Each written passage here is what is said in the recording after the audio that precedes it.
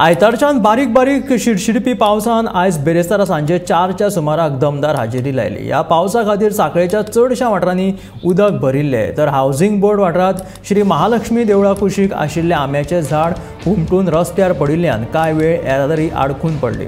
उपरांत दिवचलच्या उजो पालोवपी दळाच्या जवानांनी घटनाथळाचेर येवन झाड कुशीक काडलें आनी येरादारी सुरळीत केली।